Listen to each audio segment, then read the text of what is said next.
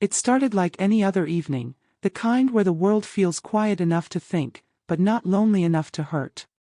I was scrolling through my phone, lost in the usual routine of half-hearted messages and endless notifications, when it appeared, a text from an unknown number. "Hey, you still coming tonight?" Simple. Ordinary. Harmless. I stared at it for a second, assuming it was from my friend Mia. She had a habit of changing phones like socks, and I didn't think twice. So I typed back, "Yeah, on my way. Just finishing up something." And that was it, the tiny spark that would somehow light up the next few days of my life in ways I never expected. A few seconds later, the reply came. "Great. Can't wait to finally meet you." That word, finally, made me pause. Meet me? I frowned, scrolling up to make sure I hadn't missed part of the conversation. Nothing. Just that one strange message. So, I asked, "Wait, sorry, who's this again?" The dots blinked for what felt like forever before the person replied, "Oh no, did I text the wrong number?" "Well, you seem nice enough. Wanna make it the right one?" I remember laughing out loud, right there in my kitchen. It was bold. Silly. Unexpectedly charming. And for reasons I can't fully explain, I didn't block the number or ignore it. Maybe I was curious. Maybe I was just tired of predictability. We ended up chatting for nearly an hour, about nothing and everything at once. He told me his name was Evan, that he'd meant to text his coworker about a friend's small gathering. Somehow, that mistake led to jokes about destiny, bad timing, and how life sometimes throws us strange gifts wrapped in errors. By the time the conversation slowed, it didn't feel like talking to a stranger anymore. His words carried warmth, the kind that doesn't rush or try too hard. He asked what kind of coffee I liked, and before I could think, I said, "Black." Simple. "Then maybe," he replied, "we should grab one sometime. Just to make up for my wrong text." Normally, I would have said no. I wasn't the type to meet strangers from random numbers. It sounded reckless, even stupid. But there was something in the way he phrased it, something easy and unassuming. So I said, maybe. And that maybe became the first step into something I didn't know I needed. Looking back now, I realize how one accidental text flipped a quiet, predictable week into a story worth remembering. Not because it was dramatic or perfect, but because it was real. A wrong number that somehow dialed into the right kind of connection. A mistake that turned into laughter. A stranger that felt oddly familiar. A coffee date that I'll never forget. My name's Ava. I'm 26, work at a tiny design studio squeezed between a florist and a thrift shop, and, yes, I still forget to water my plants. My life isn't bad, just predictable. I wake up at 7:30 every morning, scroll through emails before brushing my teeth, and spend most days making other people's ideas look beautiful on screens. I listen to the same playlist I made 3 years ago and order the same coffee from the cafe downstairs. It's not boring exactly, just safe. Quiet. Like living in a sketch that never makes it to color. Until I replied to a stranger. It was supposed to be nothing, a misdial, a mistake that I'd laugh about and forget before bedtime. But instead, it lingered. That message, that wrong number, felt oddly alive in my inbox. He had texted, "Hey, you still coming tonight?" And I'd replied without thinking it was my friend Mia. When he responded, the tone shifted instantly. A tiny pause in his words, followed by a laugh emoji and a line that made me stop breathing for a second. "Guess you're not my date, unless you want to be." I remember staring at my phone for a long time after that, blinking between the words and my reflection in the screen. My mind scrambled between confusion and something that felt suspiciously like amusement. People didn't talk like that anymore, not in real life, not without filters or agendas. It was bold, but not pushy. Flirty, but light-hearted. I typed and erased my reply 3 times. No thanks, felt too cold. Who even are you, sounded defensive. So I settled for, well, that's one way to ask someone out. He replied almost immediately, then tell me if it worked. That made me laugh, actually laugh, the kind that escapes before you can stop it. Something about the timing, the easy rhythm of his humor, chipped away at the dullness I'd been living in. He told me his name was Evan. 29. Worked in tech but swore he hated computers. Lived across town and apparently made terrible lasagna, which he confessed like it was a criminal record. The conversation flowed effortlessly, like we just picked it up from somewhere mid-sentence. It was strange, this sudden connection with someone who didn't know my face, my routines, or my quiet little world. Yet somehow, he understood my sarcasm. He noticed when I paused too long before replying and joked that I must be consulting the emoji gods for approval. We talked about everything from terrible coffee dates to the kind of music that made us nostalgic. He said he liked old records, real vinyl, because they sound like memories. That line stuck with me. Maybe because it was poetic, or maybe because it felt honest. The next morning, I woke up with the kind of smile that made no sense. I checked my phone before even getting out of bed, half expecting, half hoping, there'd be another message from him. And there was. Morning, accidental friend. Coffee yet? Accidental friend. The words made me grin. I told him I was late for work and that I'd forgotten to water my plants again, to which he said, plants are just introverts with leaves. They'll forgive you. That was the moment I realized, this wasn't just random texting anymore. It felt like a tiny adventure in the middle of my ordinary life. At the studio, I found myself glancing at my phone between projects, smiling like an idiot whenever his name popped up. My coworker, Lila, noticed. You're glowing, she said. What's his name? I lied at first.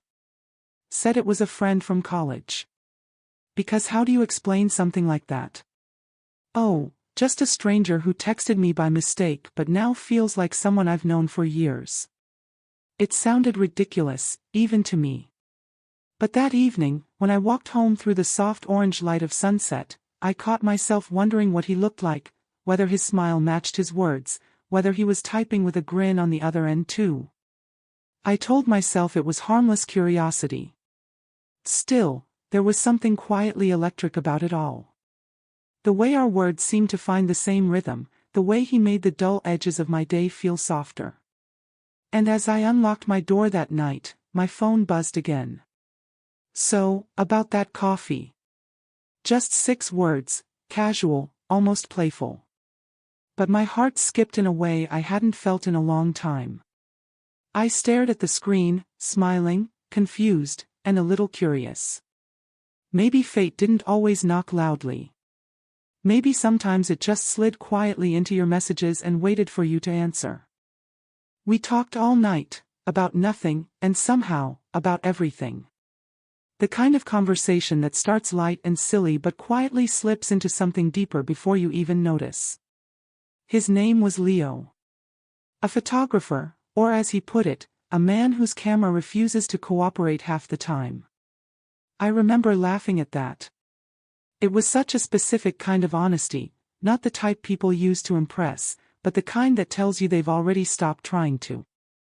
He told me he once tried to take a picture of a sunset, but his lens fogged up, and by the time he fixed it, the light was gone. That's how life feels sometimes, he said. You fix one thing, and the moment you want it has already passed. Something about the way he said it, gentle, self-aware, not sad exactly, stuck with me. We joked about autocorrect ruining lives, about how texting the wrong number might secretly be the universe's matchmaking system, and how strange it is that something so ordinary, a misplaced message, could feel like a spark. There was an ease between us, like we'd skipped the awkward first steps people usually take. It didn't feel like meeting someone new. It felt like remembering someone you used to know. He told me he lived near the coast, not too far from a lighthouse that barely worked anymore. I like going there at night, he said, when the world's quiet and all the waves sound like they're whispering old secrets. I told him that sounded lonely. He said, it's peaceful, loneliness just depends on who you're waiting for. I didn't know what to say to that. So I just smiled at the screen, wondering how someone I'd never met could sound so familiar. By sunrise, I knew 3 things about Leo. He loved his coffee black, the darker, the better. He missed his sister, who'd moved abroad years ago. And he laughed like he meant it, the kind of laugh you could almost hear through the phone, warm and unguarded. He sent me a photo, not of himself, but of his view. The soft glow of early morning light spilling over rooftops, the sky painted in sleepy gold and pale blue. I sent one back, my messy desk, a half-empty mug, and the corner of my favorite plant barely clinging to life. He said, that plant looks like it needs therapy. I said, same. And just like that, we were laughing again. Somewhere between midnight and morning, something shifted. The kind of shift you can't explain, you just feel it. The conversation wasn't about jokes or introductions anymore, it was about connection. About the spaces between words that made silence feel safe. He asked if I'd ever felt like I was living in autopilot, just waking up, working, sleeping, repeat. I told him I did, almost every day. He said, then maybe this, us talking, is life's little glitch. The kind that reminds you you're still awake. I wanted to tell him that he was right, that this small accident felt like a tiny rebellion against routine, but instead, I just said, maybe it is. The sky outside my window was slowly turning pink, the kind of color that makes the world feel new again. I hadn't stayed up talking like that since college, not with anyone, not for years. And yet, here I was, watching dawn break while texting a man who was supposed to be a stranger. At one point, he said, I'm glad my clumsy thumbs typed the wrong number. I told him, me too. Though maybe it wasn't so wrong. He replied, maybe it was exactly right. There was a long pause after that, not awkward, just quiet. The kind of silence that hums softly between 2 people who suddenly realize they're not talking just to fill time anymore. When the sun finally rose, painting my room in gold, I realized how easy it was to forget the world for a few hours. My phone battery was nearly dead, my eyes were tired, but I didn't care. For the first time in a long while, I felt awake. Before we said goodbye, he sent one last message. You should try the sunrise coffee sometime. It tastes better when you've been talking all night. I smiled, typing back, only if you promise to bring the stories. And that was how it began, a wrong number that stayed up till sunrise, a stranger who suddenly didn't feel strange, and a connection built out of laughter, missed moments, and the quiet certainty that sometimes, the best things in life aren't planned at all. When he asked if I wanted to meet, I froze. My thumb hovered over the screen, rereading his message again and again. Coffee? Just to make sure you're not a robot, he'd said, with that same teasing tone he always had. But this time, it felt heavier. Realer. Suddenly, there was a gap between us, not the digital kind, but the kind filled with what-ifs. Every warning bell in my head went off at once. You don't know him, Ava. He could be anyone. This is how horror stories start. I told myself I should just keep it as what it was, a strange, sweet accident that made me smile for a few days. But curiosity, that stubborn, whispering voice in the back of my mind, kept asking, what if you should? What if this is different? I typed, deleted, retyped. My chest tightened. Then, before I could talk myself out of it, I hit send. All right. 1 coffee. We picked a small cafe downtown, neutral ground, public, safe. I spent the whole morning overthinking what to wear, then ended up in jeans and a cream sweater that made me look like I was trying too hard not to try. On the way there, I almost turned back twice. My stomach was in knots, my hands cold. I told myself I'd just peek inside, maybe catch a glimpse, and if something felt off, I'd leave. No harm done. But when I pushed open the cafe door, everything stilled. There he was. Leo.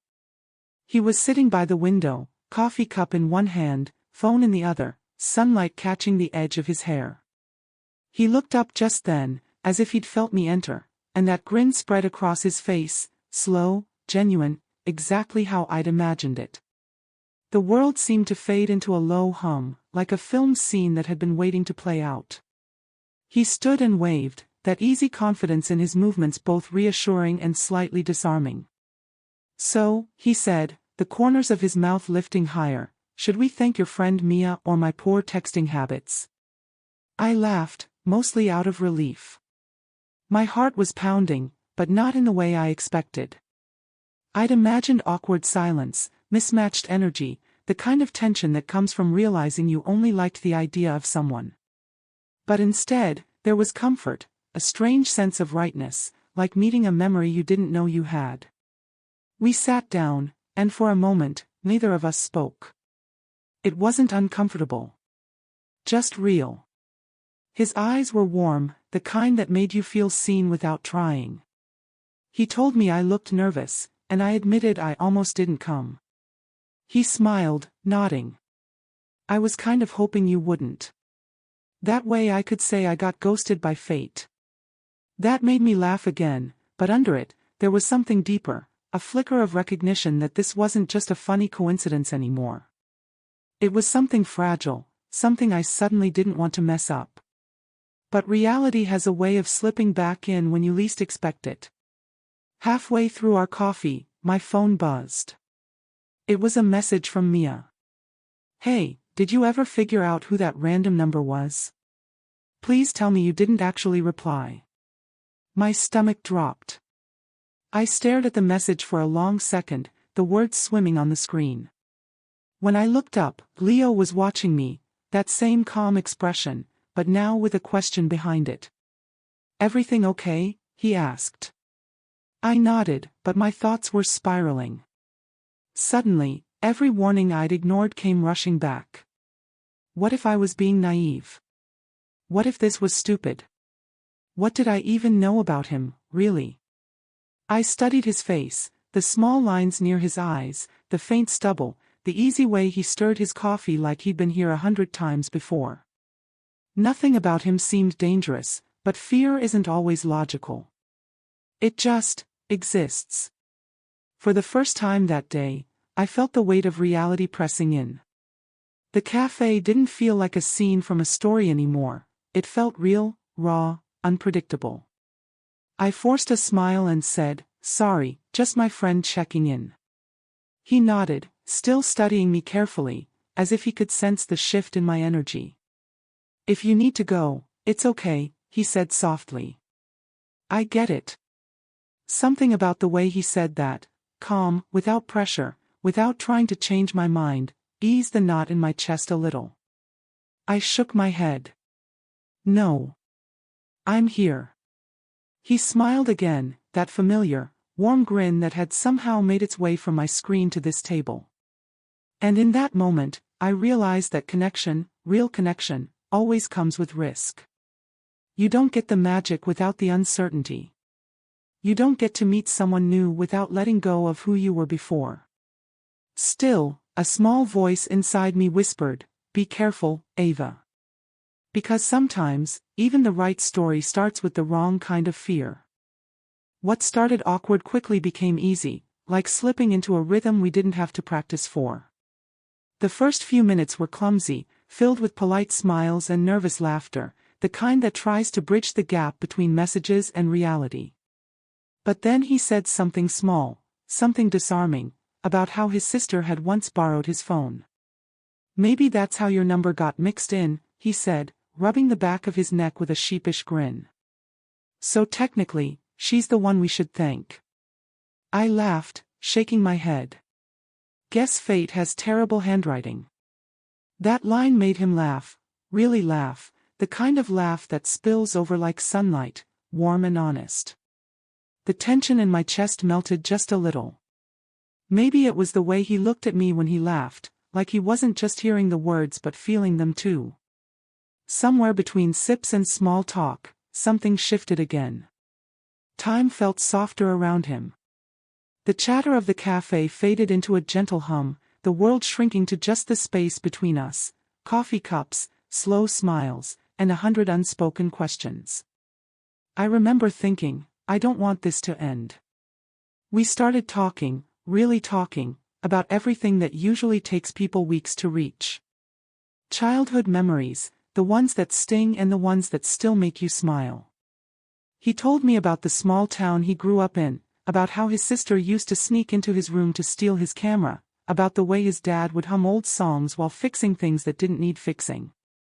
I told him about my mother's laugh, how it filled every corner of a room, and how quiet things felt after she passed. He didn't interrupt. He just listened, really listened, the kind of listening that feels like a soft place to land. When he finally spoke, his voice was quieter, almost careful. Losing someone like that, it doesn't really go away, does it? You just learn how to carry it differently. That stopped me for a moment. Not because of the words, but because of how he said them, like he knew the weight of loss himself. And when I looked into his eyes, I saw it there. A flicker of something, not sadness exactly, but recognition. He told me his sister was the only family he had left. She'd moved abroad 3 years ago for work, and though they talked often, he still caught himself setting an extra mug out in the mornings, out of habit. It's stupid, he said, smiling at himself. Like part of me still expects her to walk through the door. It's not stupid, I told him. It's love. Love's not something you turn off. The way he looked at me then made my heart stutter, a look that said, you get it. The conversation drifted from grief to dreams, to music and the strange comfort of rainy days. He told me he wanted to photograph people who didn't know they were beautiful.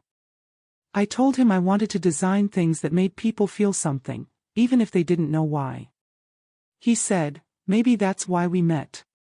You make things look good, I try to make people feel good. We're like two sides of the same coin. It was cheesy. I knew it. He knew it. But we both laughed anyway. Because somehow, it didn't feel like a line, it felt like truth. Hours slipped by unnoticed. My coffee had gone cold, his too, but neither of us cared. There was a lightness in the air, the kind that only happens when two people stop pretending. It wasn't about flirting or trying to impress anymore. It was about being seen, fully, gently, without judgment. He asked what my favorite song was, and I told him about one I hadn't listened to in years because it reminded me of someone I lost. He didn't ask for details, he just nodded and said, sometimes music remembers what we can't say out loud. That line stayed with me.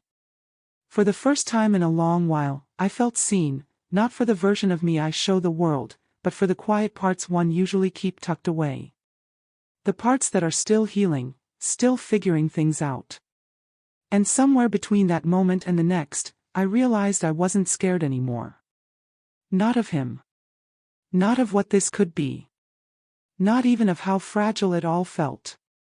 Because in that tiny cafe, surrounded by the smell of burnt espresso and background laughter, something inside me unclenched. I didn't know what this was, or where it was going. But for once, that uncertainty didn't feel like a warning. It felt like hope. Dessert came and went, but neither of us reached for our phones. That, in itself, said everything. No fake excuses to check messages, no nervous scrolling, no half-hearted, I should get going soon. Just two people sitting across from each other, lost in the easy rhythm of being present. The plates were empty, the coffee long gone cold, but the air between us stayed warm. The cafe lights began to dim, their soft amber glow stretching shadows across the wooden floor. I remember thinking that if time had a pause button, I would have pressed it right there. Leo leaned back in his chair, his fingers tracing lazy circles along the rim of his cup. There was a calmness in his movements, the kind that only shows up when someone's exactly where they want to be. "You know," he said, his voice quieter now, more thoughtful, "I think this might be the best wrong number I've ever dialed." I laughed, the sound slipping out before I could stop it. My heart did that stupid little thing, the one where it skips and hopes at the same time. I wanted to say something clever, something that matched the easy charm of his words, but all I managed was, "Then I guess I'm glad your phone can't tell numbers apart." He smiled, and there was something about the way he looked at me then, steady, soft, like he was memorizing the moment, that made my chest tighten. There wasn't a trace of performance in his expression. Just quiet sincerity. And maybe that was what scared me most. Because sincerity means real, and real means you have something to lose. Outside, the streetlights flickered on one by one. The city hummed softly beyond the windows, distant laughter, the sound of tires against pavement, a life that was still moving even as mine seemed to slow down. Inside, it felt like we were sitting in a world built for two. The rest of it could wait. We talked a little more, but the conversation had shifted. It wasn't about childhood memories or random jokes anymore. It was smaller, more careful, filled with those lingering pauses that say more than words can. At one point, he asked, "Do you believe in signs?" I hesitated. "Like fate?" He nodded. "I used to," I said. Then life happened. Things stopped feeling magical for a while. He studied me for a second, then smiled, a little sad, a little knowing. "Maybe fate's not about magic. Maybe it's just about timing. The right people, showing up when you least expect it." I wanted to tell him that sounded exactly like something fate would say if it had a voice.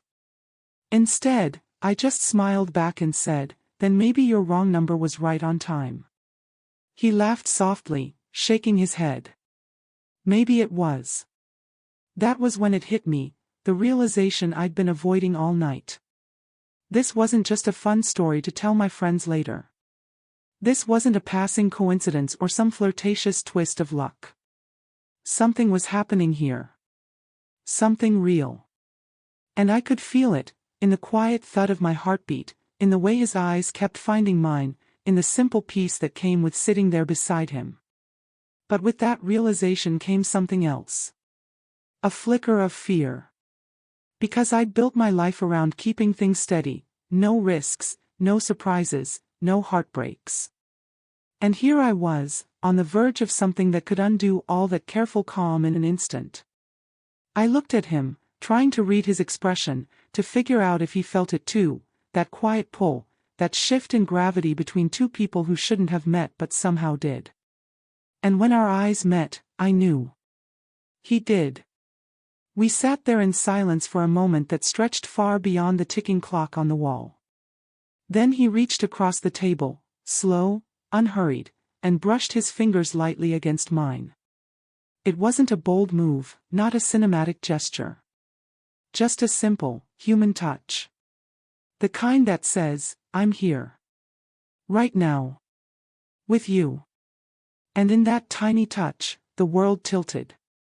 Every bit of doubt, every warning, every carefully built wall inside me trembled. I didn't pull away. I couldn't.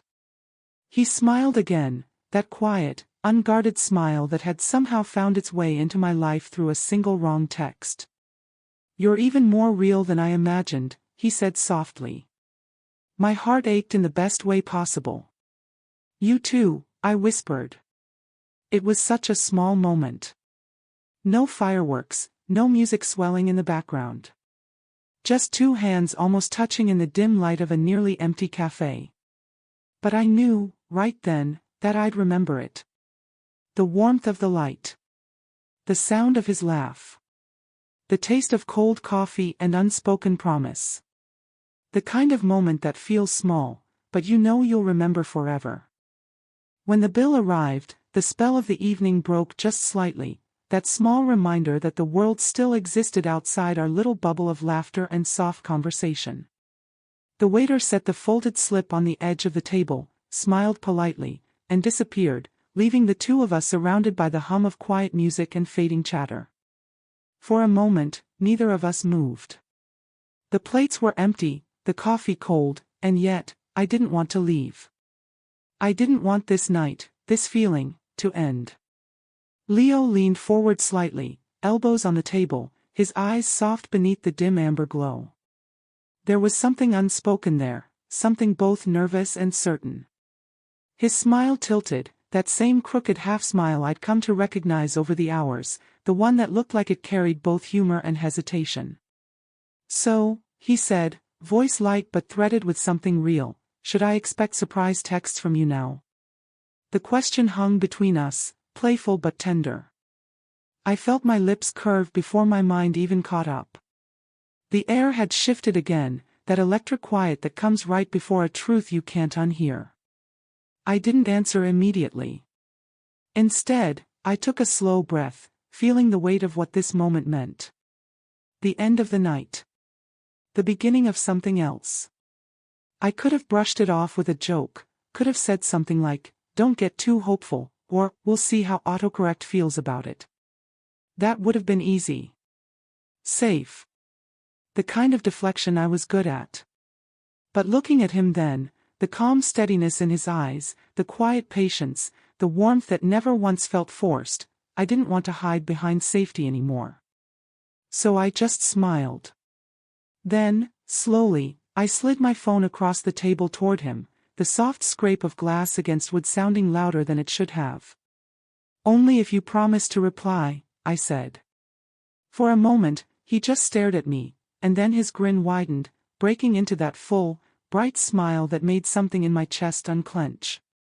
He picked up the phone, typed something quickly, and pushed it back toward me. When I glanced at the screen, I saw a new message waiting, glowing against the dim cafe light. "Hey, you still coming tonight?" I looked up at him, and he winked. "Just making sure the story feels complete." I laughed, really laughed, that kind of genuine, breathless laughter that you feel all the way in your chest. It echoed softly through the nearly empty cafe, and he laughed too, the sound mingling with mine, both of us suspended in a moment that already felt like memory. There was no grand declaration, no cinematic kiss, no sweeping music rising in the background. Just two people sitting in a small corner of the world, both surprised at how something so ordinary, a wrong number, a cup of coffee, a quiet evening, could become extraordinary without even trying. As we stood to leave, he held the door open for me, the night air cool against my skin. The city was alive outside, cars, laughter, the faint hum of life moving on, but somehow, everything felt slower. Softer. Like the world had tilted just a little in our favor. "Text me when you get home," he said. Not as a line, not as a request, but as something simple and real, the kind of thing people say when they mean it. "I will," I promised. We walked in opposite directions after that, and I remember glancing back once, just once, to see him looking over his shoulder at the same time. We both smiled, caught in that brief, perfect mirror of goodbye. And though we turned away, I knew something had already shifted. Something small, maybe, but real enough to feel in the quiet spaces between my steps. That night, when I finally got home, I set my bag down and checked my phone. One new message. From Leo. "Made it home safe. The sky looks like coffee tonight." I smiled at the screen, shaking my head. "Guess fate's handwriting isn't so bad after all," I typed back. And maybe that's how stories like this are supposed to end, not with fireworks or grand endings, but with something quieter. A promise. A possibility. The gentle recognition that sometimes the universe doesn't get it wrong, it just takes the scenic route. Because what started as a misdial became a conversation. What started as curiosity became connection. And what started as a mistake, turned into a moment that might just rewrite everything I thought I knew about timing, trust, and the strange, beautiful ways people find each other. So, when he'd asked if he should expect surprise texts from me, maybe the truth was simpler than I'd let on. He didn't need to expect them. Because from that night forward, he was the first person I wanted to text. Sometimes, love doesn't knock. It just slips quietly into your life, disguised as a wrong number and a half-finished cup of coffee. It doesn't announce itself, doesn't ask for permission, doesn't wait for you to be ready. It just appears, small, unplanned, and entirely inconvenient, and suddenly, everything that felt predictable starts to shimmer with possibility. I used to think love was supposed to arrive in grand gestures. The kind you see in movies, handwritten letters, airport chases, the world spinning faster just because two people find each other. But this began with a simple text. 6 words. Hey, you still coming tonight? And somehow, those 6 words were enough to change the quiet rhythm of my world. It's strange, isn't it? How something as ordinary as a notification on your screen can become the start of something that lingers in your heart. One small accident, one reply you almost didn't send, and suddenly you're sitting across from someone who makes the world feel less heavy. When I think back on that night, the soft lights of the cafe, the warmth in his laugh, the way time seemed to hesitate between us, it doesn't feel like a movie scene. It feels real. Tangible. The kind of memory that hums quietly in the background of your life, long after it's over. He wasn't perfect. Neither was I. We were just two people who happened to collide at the right time, in the wrong way. Maybe that's what makes it special. There was no plan, no script, no expectation, just a moment of honesty that stretched into something bigger than either of us had intended. I remember the way he looked at me when he said, "You know, I think this might be the best wrong number I've ever dialed." At the time, I laughed, but later, when I was alone, those words echoed differently. Because he wasn't just talking about luck or coincidence. He was talking about connection, the rare kind that feels effortless, the kind that doesn't need explaining. And maybe that's what love really is. Not the fireworks, not the drama, but the quiet certainty of being understood. The gentle way someone listens when you can't find the right words. The safety of silence shared without needing to fill it. After that night, I caught myself smiling at small things, the ping of a new message, the smell of coffee in the morning, the faint glow of streetlights reflected in rain puddles. Everything seemed to hold a little more meaning. It wasn't about him fixing anything or completing me. It was about remembering that connection still exists, that even when life feels repetitive or lonely, the universe still has a way of surprising you. Sometimes, I think about how easily I could have missed it.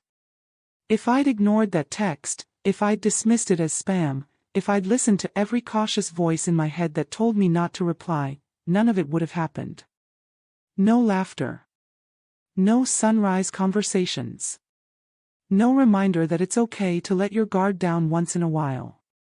And that's what I've come to realize. Love doesn't always arrive wrapped in certainty. Sometimes it shows up dressed as a mistake, testing whether you're brave enough to look twice. Whether you're open enough to believe that not everything unexpected is dangerous. I don't know where our story goes from here. Maybe it grows, maybe it fades, maybe it becomes one of those memories that you revisit years later with a soft smile and a quiet, what if?